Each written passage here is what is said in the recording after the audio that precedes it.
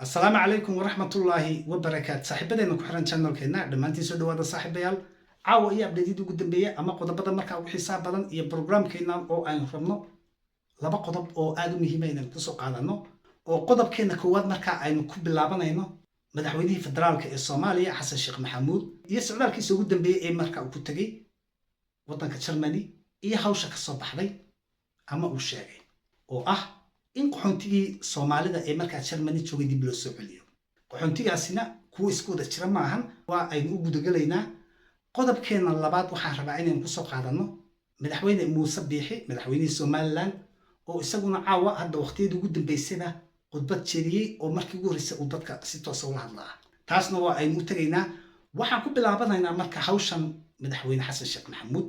iyo maxaa kaga xiran jarmalka inuu dhaho qaxoontigii Soomaalida ala soo celiyo socdaalka uu jarmalka u tagay ee uu qaxoontiga ku codsaday ma qaxoontigii horta Soomaalida oo dhan miya ay yihiin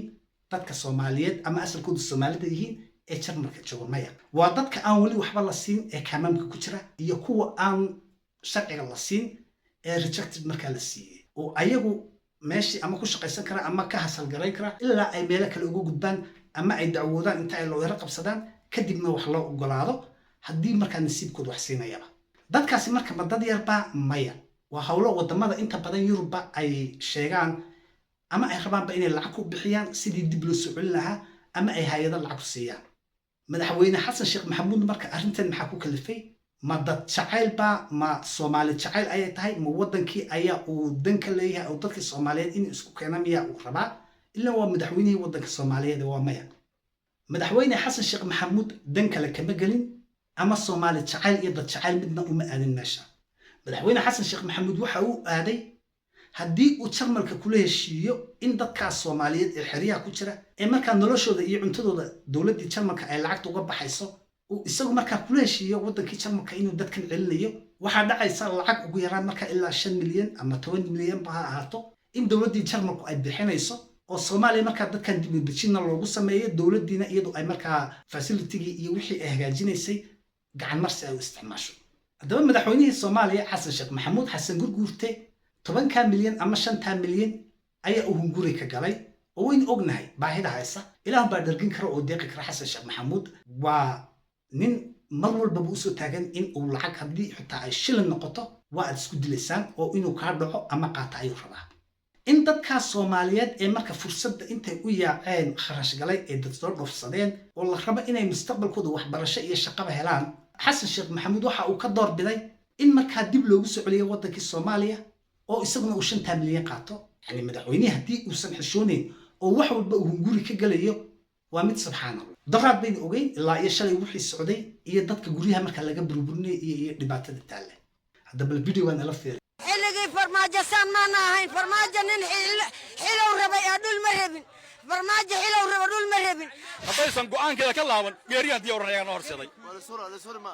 ayaga noo horseeday geeriyan diyaar una madaxweynaha walaalkiisa loo rabaa video-gan ayna hadda u jeednay waa xaafadihii la duminayay qaybo ka mid ah masaajidka aynu u jeednay ee la duminayo dhulkaas waxa gatay markaa la sheegay waa Xasan Sheekh Maxamuud iyo familkiisi oo hoteelo iyo meelo ganacsi rabay inay ka furaan munaaradda la jabinayay iyo masaajidka Ilaahay la jabinayay Xasan Sheekh Maxamuud shilimaadka oo markaa isagu helayo ee u faa'iidada ah iyo lacagta wadanka oo markaas rabo inuu reerkiisa ku maalgeliyo ayaa wax walba ka xiga oo qof Soomaalinimo ama diintii Ilaahay u naxaya maahan oo nin masaajidkii Ilaahay duminayo oo raba inuu meeshii meel ka faa'iido ka dhigo yani de wax kale oo laga sugo ayaan markaa jirin tan hadda jarmalka uu aaday waa 5 milyan ama 10 milyan ee dawladda jarmalku marka ay siin doonto dawladda Soomaaliya oo isaga inta loo dhiibay la leeyahay lacagtii dadkan dib u dejinta iyo meelaha ay deg lahayn lagu sameeyay waa tan hooya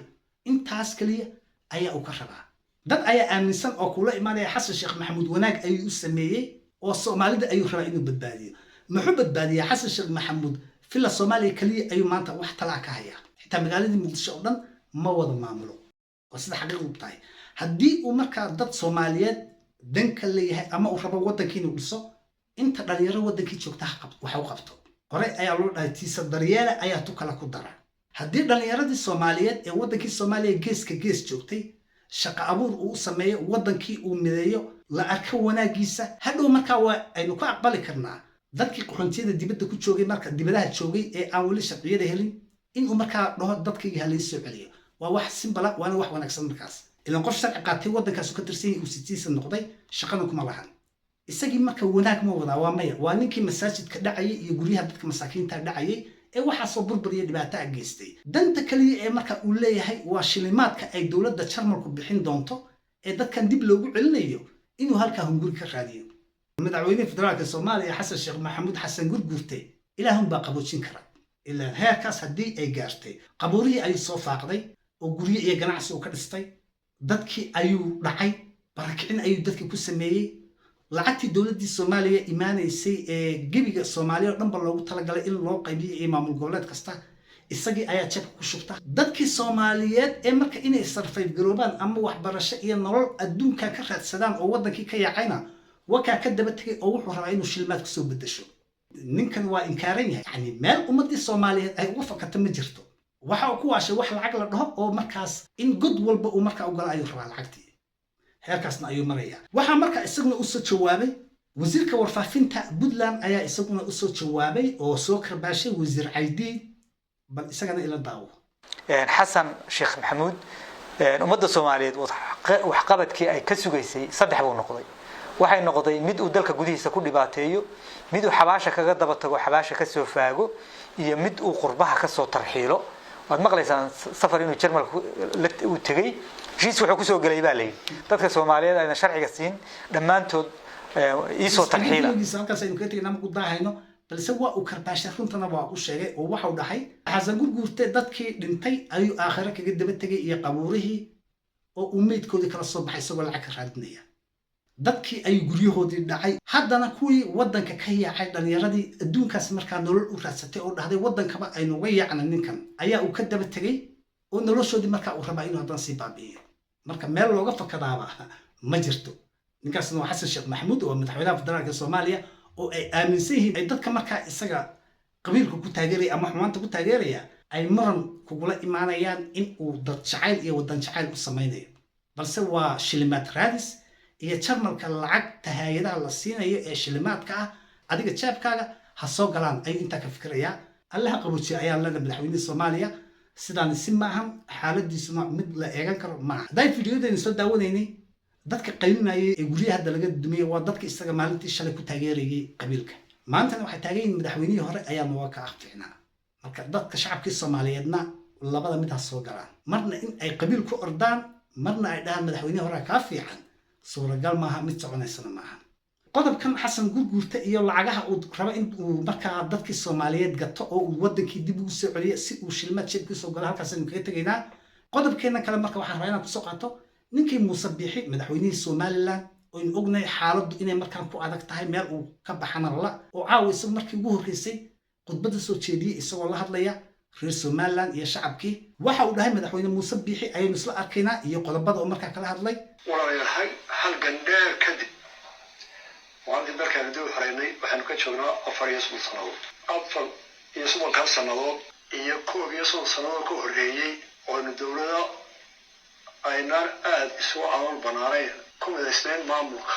oo aynu ka tirsanaynay maamulkaas sidii loogu talagalay loo midoobay inaan loo wadin kabacdi dhibaatooyin badan halgan dheer iyo qax iyo howlo badan oo adduun maanta waxaanu joognaa ilaahay mahadi inaynu nahay qaran somalilan oo jira oo adduunku dhammaantii wada arkayo oo inta badan ay la shaqayso inkastoo aynaan ictiraaf caalamiya weli kursigeena jibcida qurumaha ka dhexaysay ayna afrisa waxaynu qabsanay oo ugu horreysa waa nabad dowlad dhisan ciidan dhisan jaamacado 22 tacliintii oo dhisantay horta muuse biixi siduu u waalan yahay marmar ayuu haddana doqon iska dhigaa oo wuxuu rabaa ku hadlaa hadda intan uu sheegayo waa dadkii isaga ka horreeyey waxyaabihii ay soo qabteen maanta ciidan ma dhisna oo somalilan beel walba ciidan ayay leedahay oo waxay noqotay meel qabiil kastaba markaa ciidankiisa isticmaalo oo ciidan markaa hadda qarankii somalilan ayaa iska leh ma jiro hub ma haystaan oo ciidankoodii iyo hubkoodiiba wixiiba waxaa isku qaramsaday waa SSC iyo jamaahiirtii nabadi ma jirto maanta somalilan way kala gooday oo sool iyo sanaagii cayn waa ay ka go'een waana caqli xumadii markaa muuse ku jirtay ee wax ku baabi'iyey waxbarashadii dhalinyaradii dagaal ay ku wada dhamaadeenba dadkii jaamacadaha Soomaaliyeed ayaguna marsha lacagtooda ku baranayay ee imanayayna maanta ma joogaan oo waa lagu kala yaacay marka hadda libinta uu sheeganaya ama wanaaga uu sheeganaya waxa ay tahay inta uu soo istaagay hadda wax faa'iido laba muusan sheegin burburkii iyo dhibaatadii iyo wixii isagu markaa gacantiisa ku burburiyay ayuu haddana markaa rabaa inuu libin ka dhigto oo uu markaa sheego codkaagu inaad ku hubsato xisbiga kulmiye iyo murashaxiisa oo madaxweyne oo aniga oo idla hadlaya kulmiye iyo murashaxooda uma doonayo codkiina inuu dana gaar uga faa'iideysto uma doonayo inuu magac ku helo oo madax baan noqday u kordho anigu maanta dee ana waa jooga inta binaadam magac ora iyo ama la ixtiraamana waan hayaa qofna fadhiga uu noo kacaa dadkuna abaalka ma qariyaan laakiin maanta waxaan leenahay marxaladda aynu joogno xisbiga qura ee ka bixi kara hawsha lagu aamini kara waa kulmiye ma hayno samaanayno ma hayno foos celeysayno waa runtaa oo inta aad soo tigtay saadaradeed muwaadin codkaaga maanta u coday nabadgelyada gudaha u coday iska celinta caabinta cadowga u coday ictiraafka u coday shaqo qaran iyo nabadda shaqo loo abuuro u coday in dhaqaale dalkan loo abuuro oo loo soo kordhiyo waa waxyaalaha yaab kale oo xumaan ay koriyaan way awna koriyaan naga waxa soo maray Soomaaliland maanta ilaahay mahadiyo taaganahay waxaanu maanta joognaa marxaladii aynu ku dooranay madaxweynaha iyo xisbiyada waxa uu cadawgana inta weerarkana u haya iyagana naanta hirgelin marxaladda waxaan ku bixinaa inagoo dhexda xidhana u midowna horumarka dalkeena u midowna doorashada inay gasho u midowna inaanu ilaalino oo difaacna maalin walba weerar baa lagu soo qaadaya oo shalay ugu dambeysay si aynaan u helin xorriyadda aynu doonanayo dimuqraadiyadda iyagoo qarankeena sida dastuurka u dhigayaan ku dhiso waxaa soo dhibaato oo jira waaya maanta xisbiga tartamaya hawsha u tartamaya codkiina uu tartamaya laakiin codkiina waxaan doonayaa inuu noqdo mid dalka hore u maraya ee aan dibidaabiye u keenin okay muuse bixirta hadalkiisa halkaas in ka soo tagaynaa wax nafle oo faa'iido leh nooma sheegin hal qodob kuma uu ka sheegay oo dawladaha adduunka Soomaaliland ma aqoonsan karaan haddii ay rabaan xitaa waxba kama qaban karaan ilaa dawladii Soomaaliya ay fasaxdo oo ay ogolaato adduunkii ma aqoonsan karo Soomaaliland taas run buu ka sheegay tan dagaalkan qorlugud marka iyo beesha habar jecel oo isagu markaa isticmaalayay been ayuu ka sheegay cadow ma soo weerarin isaga ayaa qorshe kala watay tan ugu dambaysa ee marka doorashada uu ka hadlayna muuse bixi wax u yaala malahan haddii uu doorashadaasi si toos u dhacdo oon aysan ku jirin gacan bidixayn iyo in wax la dhaco iyo in wax la sameeyo muuse bixi waa ku daayay oo Cabdiraxmaan Ciro ayaa qaadanaya isagii ayaa raba in uu dadkii markaa kolba waji kula dhaqmo